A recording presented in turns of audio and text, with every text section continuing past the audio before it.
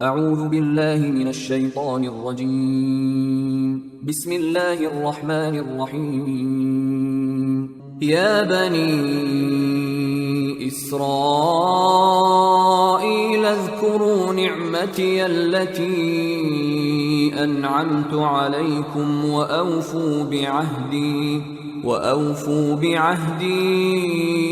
أوف بعهدكم وإياي فارهبون.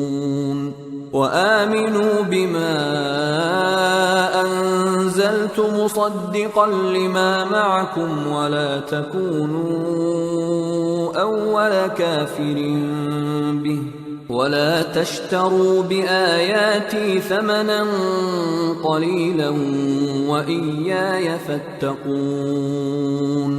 ولا تلبسوا الحق بالباطل وتكتموا الحق وأنتم تعلمون.